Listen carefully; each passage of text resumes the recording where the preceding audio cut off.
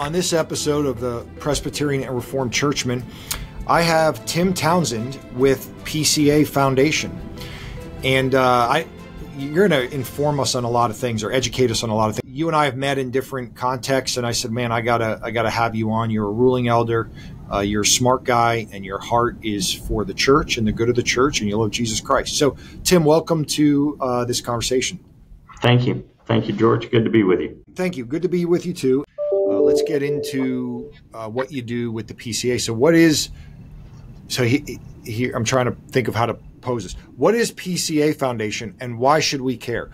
And so I first met you at a GA because you had really cool leather coasters. Yeah. And so I think about PCA Foundation actually every day of my life because it's a coaster sitting right there. Wonderful.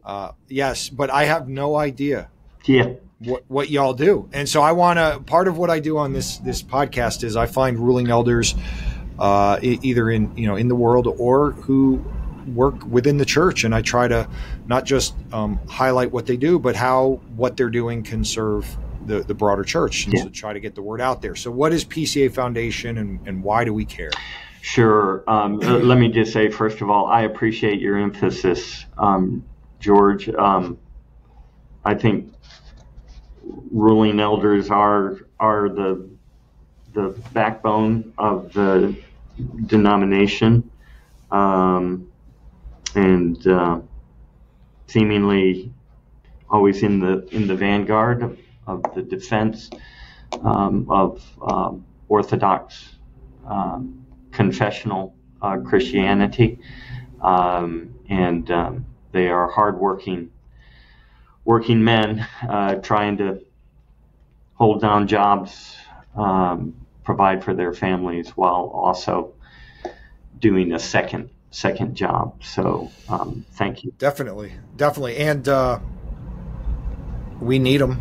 I mean, I don't know if you've listened to stuff. If I have any listeners, they're probably sick of me saying I was a ruling elder longer than I was a teaching elder. Yeah. I've been a teaching elder, but I understand both sides of it. Yeah. I know I know what it's like to have a long day at work and maybe dinner with your family and then go to a meeting, or have to do church discipline, and how you have to balance so many things. And so, and as a teaching elder, I would probably not still be in ministry if it wasn't for my session. So, not that I had any kind of crisis, but like I need to know that I'm in it with other men and they're in it with me. Yeah.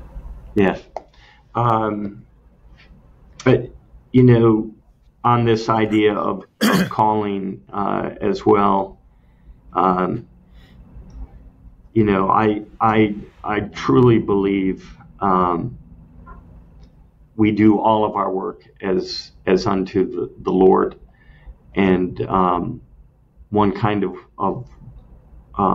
work is no more spiritual than the other, and can call on Luther in support, but I truly do believe that I've been serving Christ in the practice of law before I first came to work for a Christian ministry, NCF, and for many years before I headed up the PCA Foundation. There's a lot of you RE lawyers, I got to say. Yeah. We got one on our session. They're a real pain in the neck, I know. But my associate, Greg Maddox, describes the PCA, and this is not original with him, as the place where all the pastors want to be lawyers and all the lawyers want to be pastors. So I don't know if that's true or not. That's good. Yes. Well, Fred Greco, of course. And right. By the way, there's a lot of us engineers too. So I was an engineer in the past, and there's a lot of ruling elders and even some TEs that are engineers. Yeah. So anyway, it's a more honest way of making a living, I have to say. But just in passing, the relationship of the law and legal training to ministry of all kinds. I think in law school we do gain the ability to carefully parse texts of all sorts. And I think, in all seriousness, that's a great benefit in the Christian life for personal study and then teaching as well. So let me jump in. Yeah. I'm going to jump in on that because I do think that is an important distinction. I mean, I on this program, I've interviewed like business owners and people in various fields, but also people like yourself who work for the PCA or who work within churches who are ruling elders. And that is an important point and distinction. Like the goal isn't for ruling elders to work in full-time ministry, but some ruling elders, that is the path the Lord has for them, right. And part of my own story is it took me 10 years to get ordained because I didn't know, my heart wanted to be in full-time ministry, but I just recognized the platform I had in the world, whether it was in business as an engineer or running businesses or as a teacher, to interact with non-believers, to shine the light of Christ in the spheres I was, to make money outside the church that I can then bring into the church as opposed to making money within the church. And, because as a pastor, I'm taking money out of the church, which of course is good. I mean, we're called to, be paid and to do that. But we need people in the world making money, supporting the church. And so it took me a long time I really said in every other area of my life, I've kind of kicked down doors to, I've made it happen. Yeah. I was the typical go-getter, particularly when I was younger.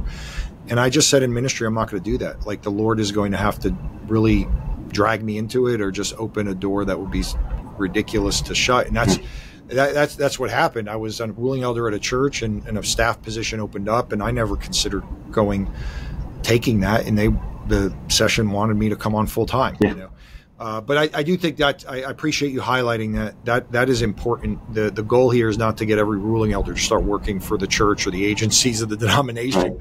Right. But you happen to be a ruling elder who does. And I'm sure those were interesting conversations with you and your wife and anything else to make the decision to come on and work for the PCA.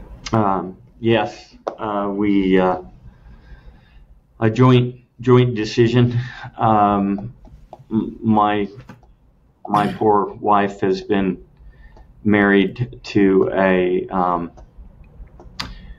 people look at my schedule and call me a workaholic. I'm not a workaholic. I hate work.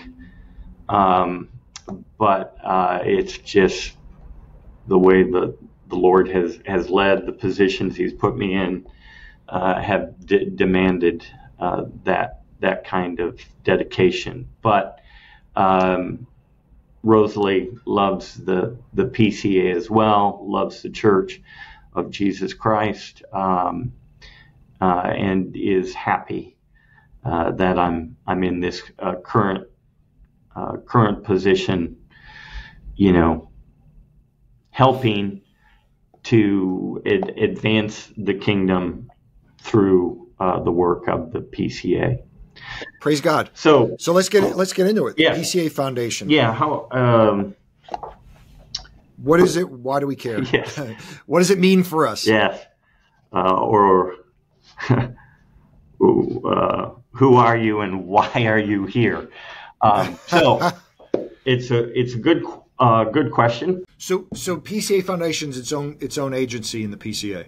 It is. I think there are 10 committees / agencies for purposes of the BCO.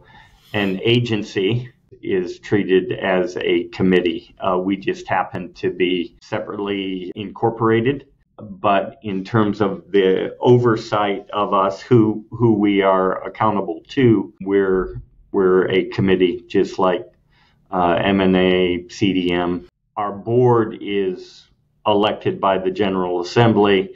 We're subject to oversight by the General Assembly through the Committee of Commissioners on the PCA Foundation every year. So the PCA Foundation exists ultimately to make grants. That's our apparent function. But anybody can make grants. You or I can make grants out of our personal accounts, and we do, monthly or bi-monthly to our churches and mission agencies and what have you.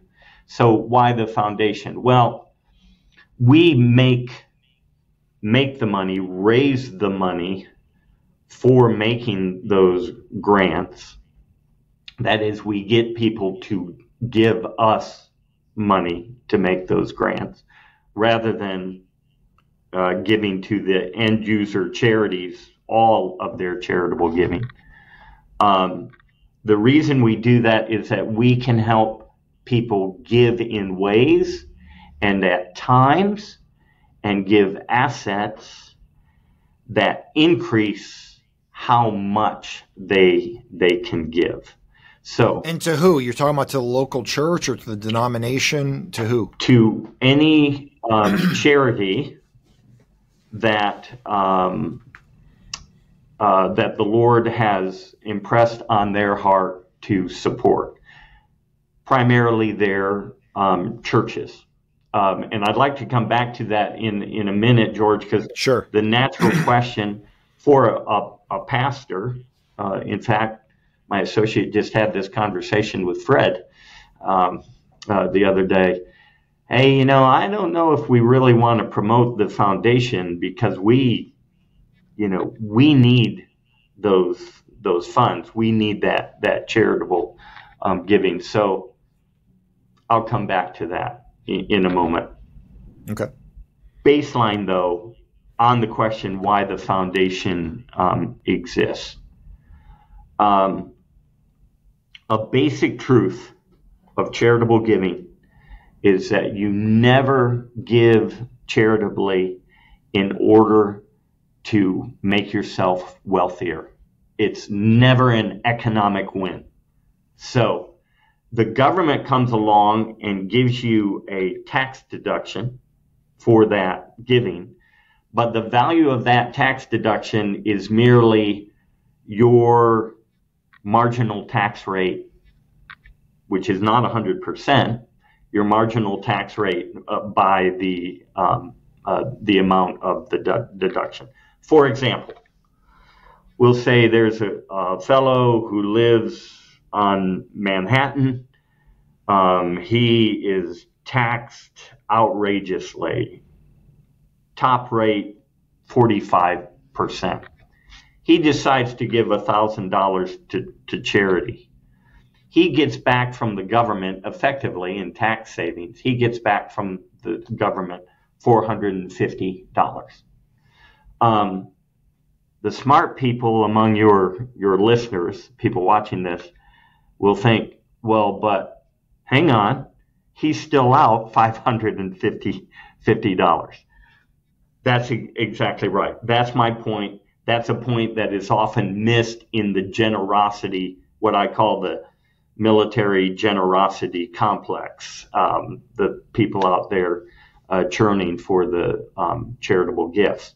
So it's never an economic win, but that charitable deduction effectively reduces the cost of your charitable giving, thereby enabling more of it. In our example, the fellow made a charitable gift of $1,000 that only cost him $550. So when you come to the foundation, we can, as a foundation, help you give at times, give assets, and give in ways that magnify those tax savings, thereby reducing the cost of giving, not to make you wealthier, that's an impossibility, but to increase how much you can give to your church. and to all the other charities that the Lord's laid on your heart already to give to. Let me give a brief technical example of that. Non-cash giving. We can take in gifts of business interest.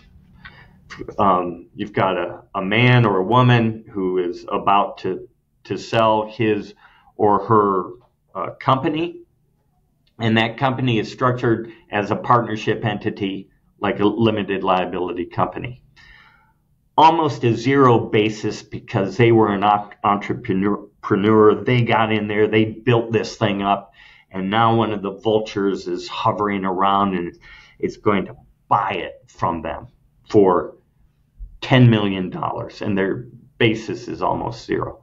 So they're going to pay a big capital gains tax when they sell that. But they're charitably motivated. So they want to give $2 million of that away eventually. Well, first of all, they want to give this year, in the year of the big giving, so that they don't waste any of their tax deduction. If they have the big income this year and then little tiny income next year, and they want to do their giving next year, they're not going to be able to, because of gross income limitations on the giving. So number one, they want a donor advised fund for that, so they can give this year. And because they're not going to give $2 million to Meadowview all this year. We would like that. You would like that. If any of your listeners, yes. Yes. And I highly encourage your members to do exactly that. But I'm just telling you, I understand. They're not going to. But what they might do is give that $2 million to Meadowview over 10 years. Right. And good. Well, so I just want to even, so you've made it, you're giving us good illustrations and making it simple. I want to try to make it even simpler. And then if I break the analogy, you let me know. But basically, again, in the example you just gave, somebody is going to realize a $10 million profit because their cost basis is, like you said, is zero. So that the IRS says that's all profit. I assume long-term capital gains in that case? Correct. Okay. So they're going to have to pay, what is it, 25%? What? Well, on the capital gains, it could be up around 24%. Okay, so they have to give a substantial part of that in taxes. So they want to be generous, and they'd also like to help their tax burden in the process. So, but they want to use that to give it out over a number of years. They don't want to just drop $2 million on a place, even though Meadowview PCA at 1 Graceway Drive in Lexington, North Carolina, 27295 would love for you to do that. But so they want to be able to have that money, realize the tax benefit now, because this is the tax year in which they're getting the profit, but they want to be able to give that out over time. And so I guess they would be setting up some kind of foundation themselves, right? Or is that what you're saying? So in other words, they can put it into some kind of a vehicle now that they realize the deduction for it, but they don't have to disperse that until whenever they want to. That's right.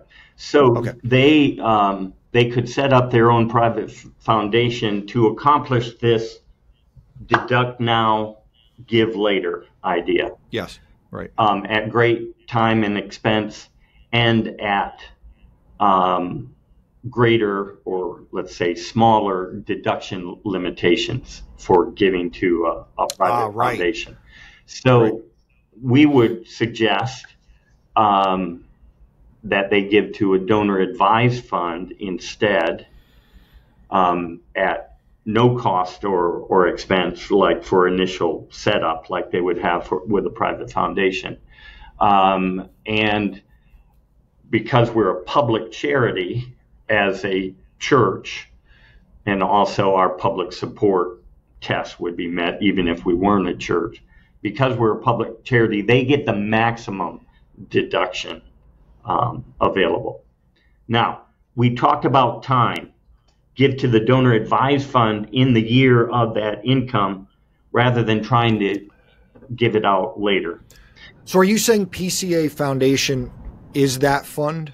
It is, or it is Okay. a sponsor of those funds. It is a sponsor of the George Sayer Donor Advised Fund, Okay. and thousands of others. So that's timing. Asset. And here's the big one that I want to emphasize. There are tax reasons that the owner of that business would want to give that 20% in the form of the LLC units before sale, rather than giving the cash proceeds, 20% of the cash proceeds after sale. The reason is that when they give those units to a charity, they do not recognize the capital gains on that amount. Good deal.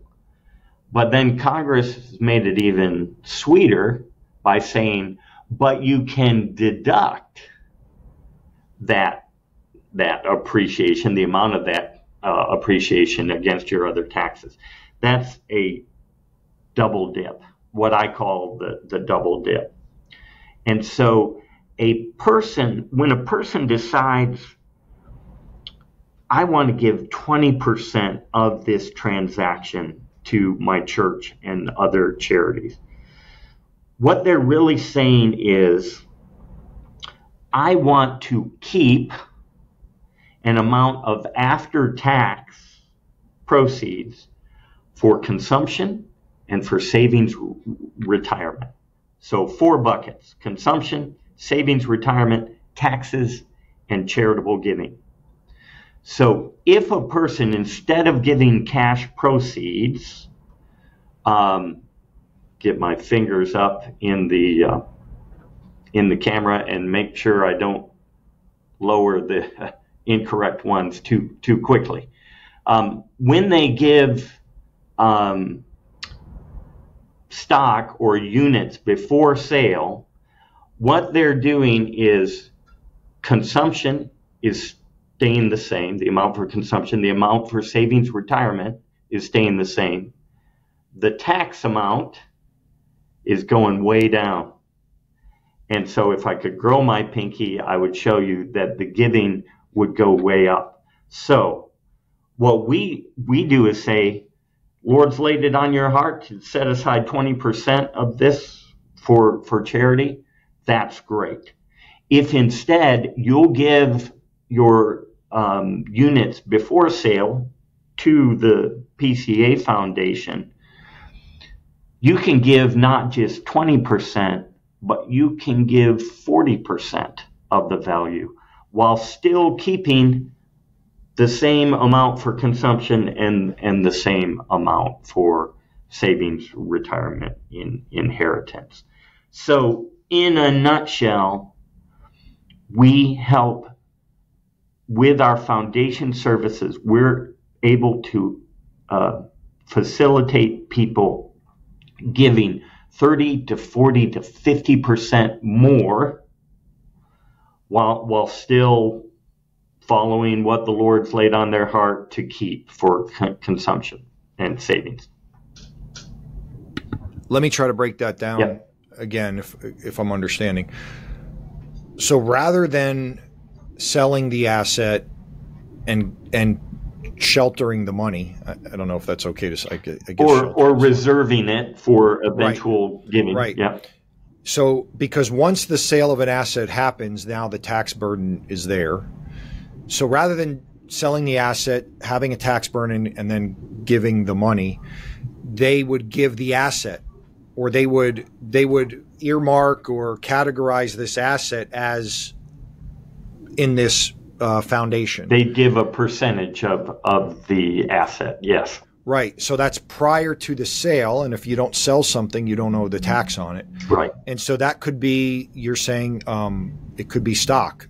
Correct. So if somebody has, a large portfolio of stocks, it would not be better to sell those stocks, realize the tax burden on it, and then give from the proceeds. It would be better to gift the stock. Right. Which I think people can probably visualize that. With a business, I guess, what are they doing? Giving shares of the business? They are. It could be privately held stock in an S corporation or maybe a C corporation. It could be units in a limited liability company. It could be limited partnership interest in a limited partner. So, and you're helping PCA members, right? Is that the idea? You guys are. We're focused on PCA members. I do have to say that we serve more broadly Christians generally, but we fish first of all in the PCA pond, and then a little beyond that in the reformed world. I have to say, our largest account holder for several years was a little old lady, not from Pasadena, but a little old lady from Birmingham, who was a Southern Baptist, and she just didn't like the Baptist all up in her business. So she came to the Presbyterians in the middle of the night and gave us a lot of money, which we now grant out, pursuant to her advice. Okay. Now, George, let me just say, with regard to that asset-based giving, this relates to why we exist and why you should care.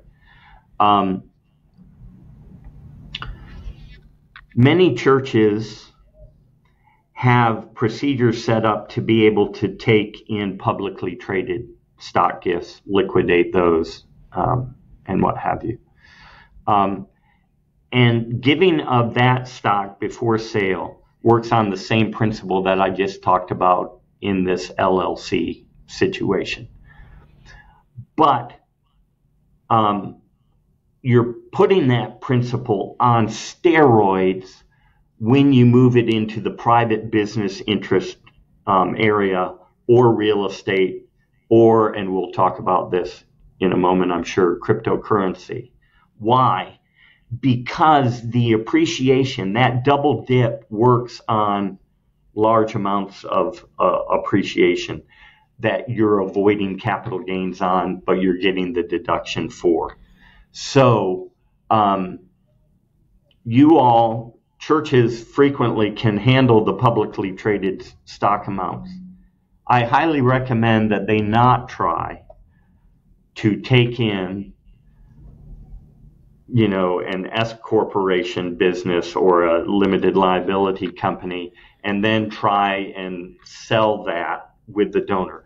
We have the expertise to plan a gift like that, to illustrate it, to calculate the tax effects of it, and then to be a good selling partner with the donor.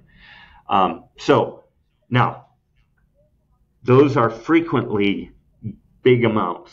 A person's concerned to give to a DAF and or give a complex asset because it's a big gift, big in amount.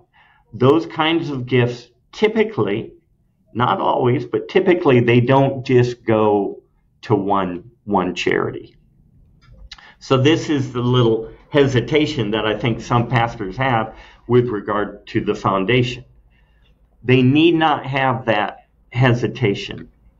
One, because they ain't ever going to get that gift, that major gift. But number two, if that gift goes to the PCA Foundation, especially if the church has referred the donor to that that church is going to get a much higher percentage over time of the value of that gift. So the church is only increasing how much gift proceeds it's going to receive when it sends donors with needs like this, with situations like this, to the PCA Foundation. Okay, so let me break that down. Yep. Pastors, ruling elders, if somebody in your church is going to try to gift the church something, call the PCA Foundation. Yeah. And get some counsel. Yep. That's the only best way I can summarize what you just explained, because it does kind of get abstract. But I think, again, the point is, like, you guys are there. You're an agency of the PCA. You want to help. You want to help maximize the benefit to the churches. And we are called to be good stewards of God's resources. So what about the person who passes away and leaves, stock in their will to a church or an asset, but stock? Like, does that need the same kind of help that you're describing? Or that's more straightforward because it's just an inheritance? It is more straightforward. Here's where we come in that situation. First of all, we tell people, if your testamentary gift is of an amount that you want it all to go to the church, that's going to be a cash gift coming out of your estate. There is no reason to name the PCA Foundation in your will rather than your church. Just name your church in the will. If you've got a number of charities that you want to support with your bequest, then make the PCA Foundation the recipient of that bequest and leave with the PCA Foundation instructions for amounts and charities that you want to benefit. Why should they do that? Because as their charitable desires change over time, over the course of their life, and as some of these charities might cease to be orthodox, begin to pursue a bad path, then you can come to us and change the list that you gave to us, rather than having to go back to your lawyer and pay them to revise your will or to draft a codicil. We can be, if that's all we did, George, we would not exist, but we couldn't justify our existence. We would work hard to try to exist still, but not honestly. But it is a nice side benefit or a practical help we can be to donors. Let me say about testamentary giving, though, this is important, especially if you have large amounts that you think you're going to give at death. When you keep those monies in your estate, like during your high taxable income years, and just think, I'm going to give this out pursuant to my will. When those charitable bequests are fulfilled from your will, you get no charitable deduction for that. You get no tax subsidy from the government for that. What is better to do, and we've developed a pretty complex tool to help people do this, is project where your estate is going to be, determine how much of that estate you want to leave to children and other heirs, and then determine what the glide path is to that amount each year. And then from your high giving years, this is especially relevant to a high earning executive who maybe doesn't have like a business to give away or real estate, but he's making a lot of money. For each year that he makes that amount, that money, give the lesser of the amount that would be deductible and the amount that would put him on to the glide path to his final estate. We've done this for a few donors, and people who planned on giving like $2 million away to charity when they died, if they'll do it this way, they're ending up projected now to give like $10 million away. Wow. Okay. So again, let me see if I am understanding this and hopefully explain it to the people. So in the example you just gave, where you can give, somebody in your mind, when you die, there's $2 million there that is going to go to a charity. You personally end up with no benefit of that, and it's only $2 million when you die. Right. But if you're planning it out because you're not going to need it, because you've done that projection, you have a good financial planner, you obviously are well off, you can plan that giving while you're still alive. You'll receive a tax benefit for that, and it'll end up actually amounting to more. Yes, much more. Again, see, I'm your interpreter, even though you are you are explaining things very well. If you ever need me, I'll come along with you. We can talk to churches together. I would appreciate that, George, because while I think I am the world's greatest communicator, I am told over and over again that I'm not. And I get into the weeds sometimes. Yes, because but you're not. You're doing well. If I can understand you, then and then I bring it down a little bit more. Right. So in that regard,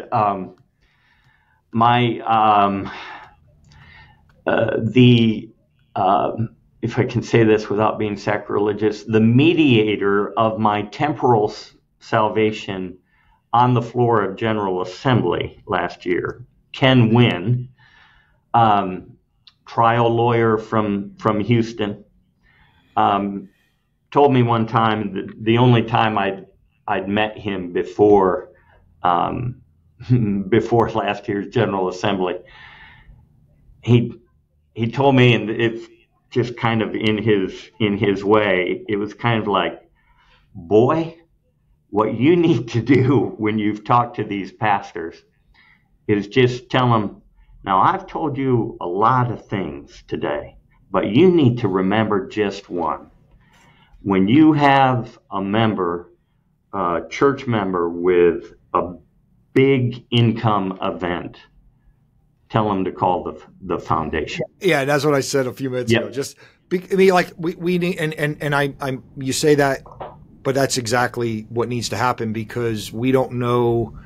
Like there's an infinite number of scenarios in which the PCA Foundation can help. Yeah.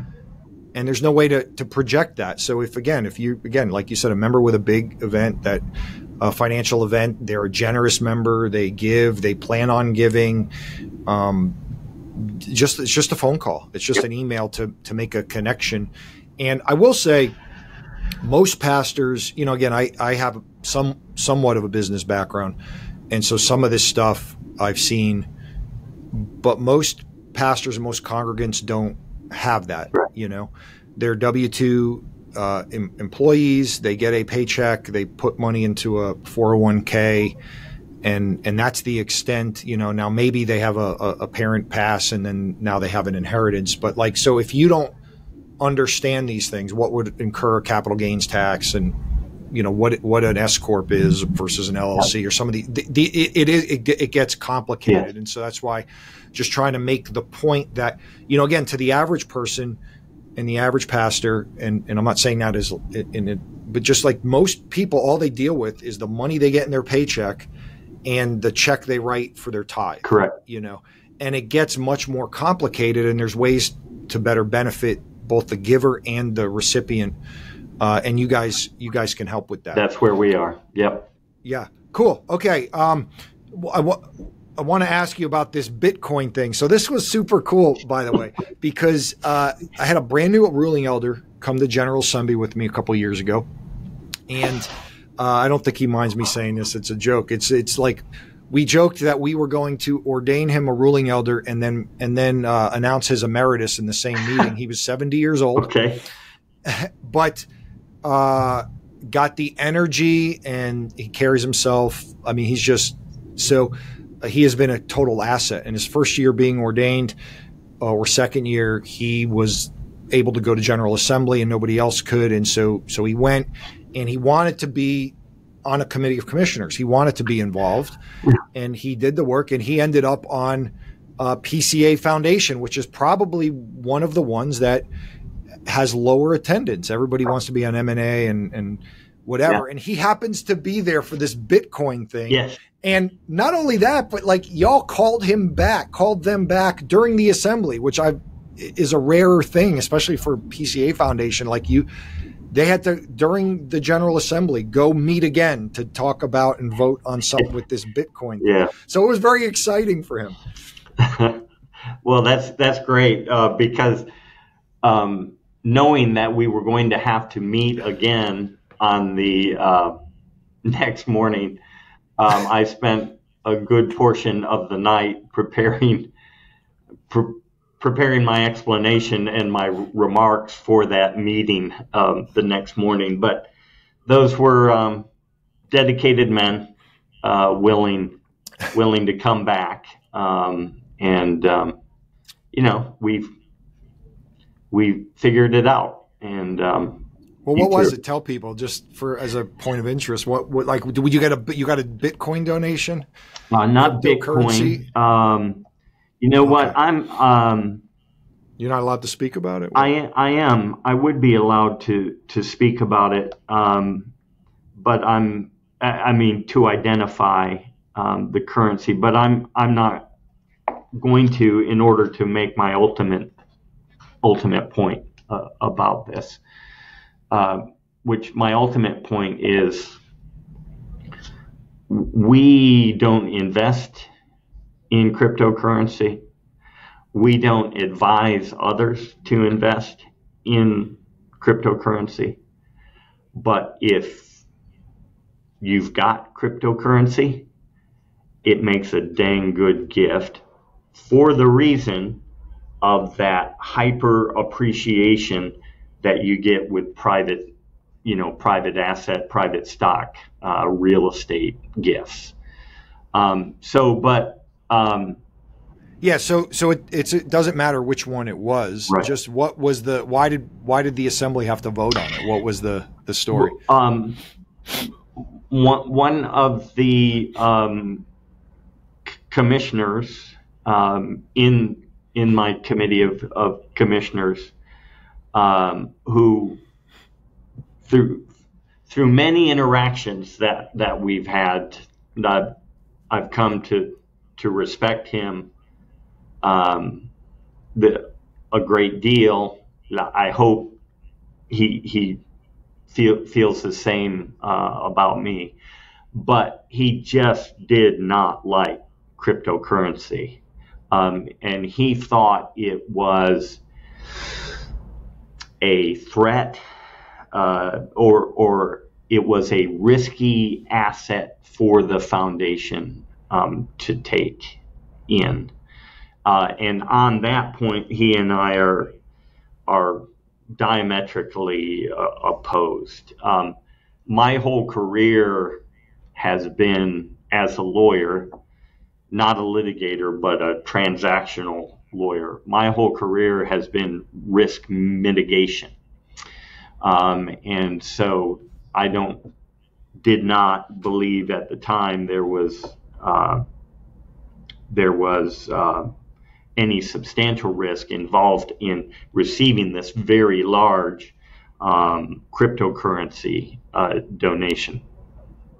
Cryptocurrency, by the way, it can be a large donation one day and a very small donation the next day, and vice versa. So I think the technical issue was that this commissioner I identified or argued that our minutes did not show proper approval procedures for this gift of cryptocurrency. That commissioner expanded that issue at last year's General Assembly to try to require us to adopt a risk management gift policy. Our contention to our committee of commissioners and then on the floor, which ultimately carried the day, was that we already have a risk management policy. It doesn't have a lot of the bureaucraties in it, but it is a risk management policy. But okay, but that particular crypto gift, I mean, it was y'all were managing it, but it's still somebody was the beneficiary to, or I don't know what the right word would be, the one that would direct where it would go, right? Right. So actually, as one of our risk mitigation matters, we didn't take the crypto in directly. We took in limited liability companies, the only asset of which was the crypto. Oh, okay. And so what that means, that relieved us of liability for or reduced any liability risk that existed, and it enabled the donor, or actually an employee of the donor's company, to do the trading of the crypto, the selling of it over time, because we took it in subject to a binding trading schedule that was intended to prevent the hyper trading from torpedoing the value of this particular crypto. But what is it doing there? Like, so the donor has it there, and his or her intention, or this corporation's intention, is to give it out over time. That's right. And they get to manage that. They're the fund. They're the, what would be the right term? Well, they're managing the trading of the crypto. We're the owner of the LLCs, so we ultimately control the whole thing. They're essentially acting not as our legal agent, but they're trading the crypto for us. As it's traded and fiat currency comes in to their donor advised fund, then just like every other donor advised fund, they are recommending grants out to their PCA. Well, right. One's a PCA church and one's a non-denom. Their churches and other end user ministries. Can you tell us how much it was when that GA vote happened? Yeah. So we've received 4 tranches of these kinds of gifts. In the first year, we received, I don't know, probably 120 million worth. Well, it was worth about 30 million, and then this particular crypto shot up. Wow. Where it was like 120 million. The next year, the crypto came in at an even higher level, so that was probably 150 million. But then during that year or the next year, this crypto price really dropped. So at the end of today, at today's prices, the crypto that we've received in total is probably 170, 180 million. We've only liquidated about 8 million of it so far. into fiat currency, but we're sending out millions of dollars in grants to PCA churches and ministries that we otherwise would not have. And let me just say, on the risk issue, the paradigm that I work under is, I don't care if I receive a gift that ultimately has a zero value. I wouldn't do that purposefully, but I'm not worried if it turns out that the gift we receive has no value at all. I just want to avoid gifts that come in with a negative value, where the gift is going to cost us in liability more than the proceeds of the gift.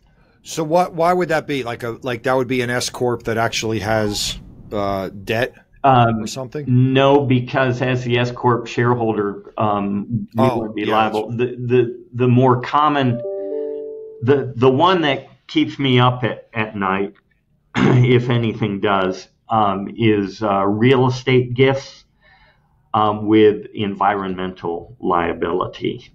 Oh, cleanup costs under CERCLA that are pinned on the owners, without regard to fault, can far exceed the value of the real estate. Mm-hmm. So okay. we have procedures in place to prevent that kind of thing from happening. Right. Gotcha. Okay. Well, I mean, as we're wrapping up, what are some things you'd like to tell people who may be listening, who are anywhere from teaching elders, ruling elders, and some congregants? Yes. I would just like them to know, and to join me in a certain theological message that's related to wealth and generosity. There is a generosity gospel that's presented by many men and preachers who I believe to be good men, dedicated servants of Christ. But their message is, they don't realize it, I don't think, but their message is contra the real gospel.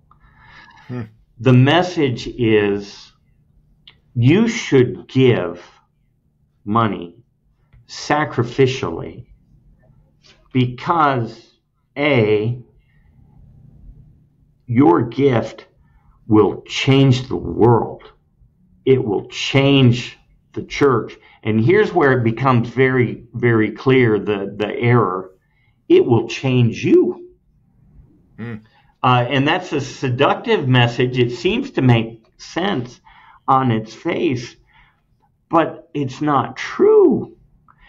The only way to be changed, the only change agent in this world, for the world, the church, or any individual, is the gospel of Jesus Christ, of his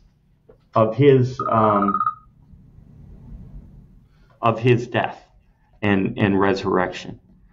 So it's a kind of idolatrous statement, unintentional, I'm sure.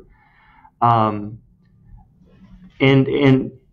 what the true gospel says in relation to wealth and giving is that this miraculous power of the gospel changes hearts, fills hearts with the love of Jesus Christ as the person is being conformed to the image of Christ, who is love. So I tell people, George, just as a way of, my little rear guard action, I think in support of the gospel is give only if you want to give. Now, if you don't want to give, there's probably something wrong with your wanter.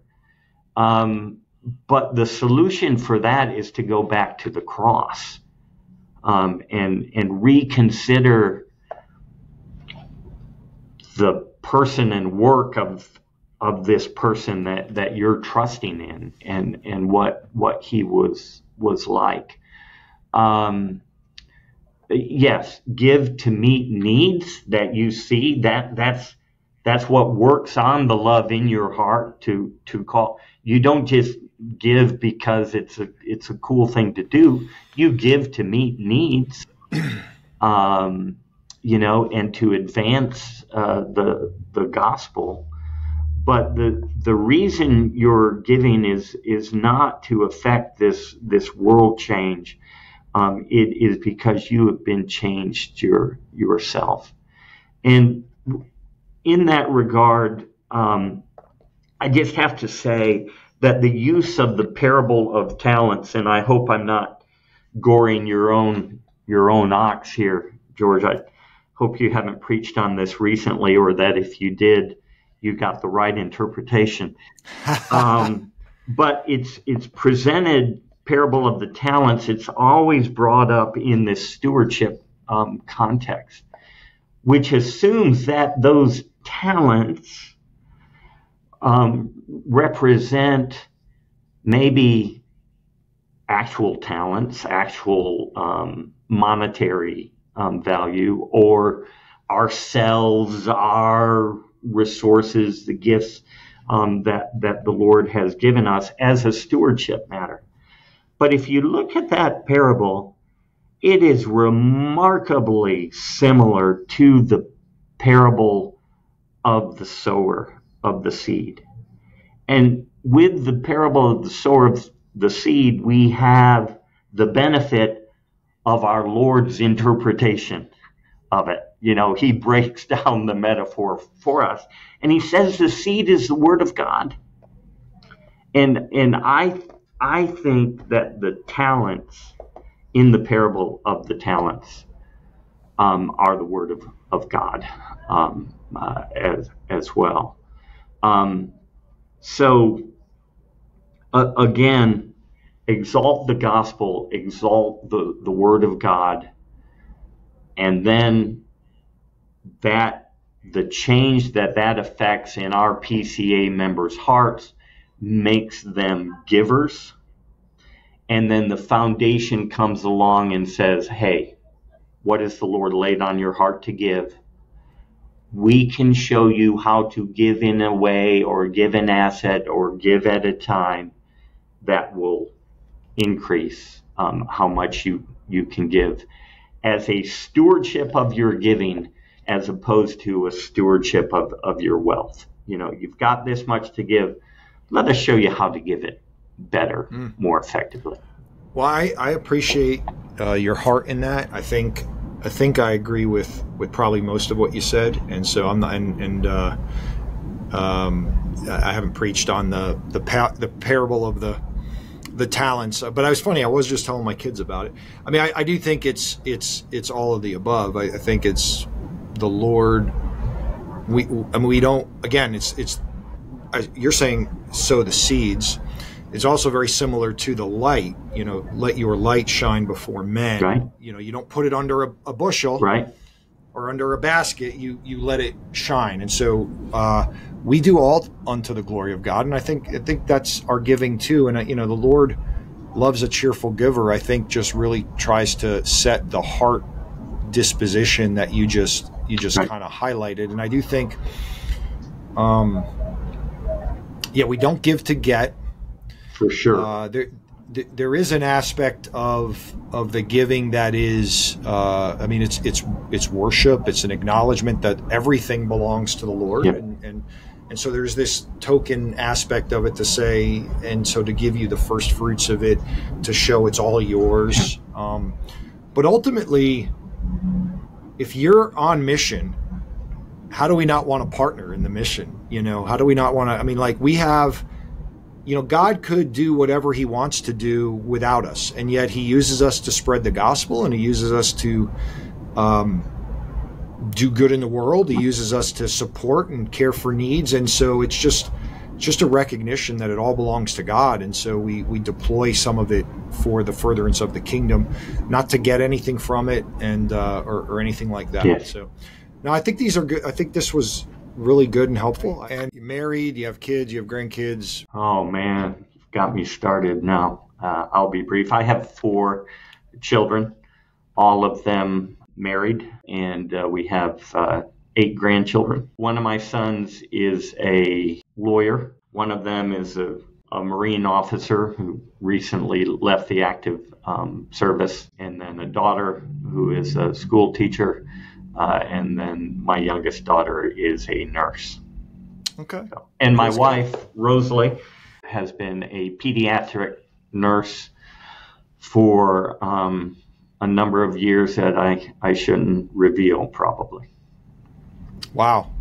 Well, God bless her. We need to keep her in prayer. Yeah. In this medical climate and everything else. Yes. Well, thanks. Just real briefly, George, my spiritual journey.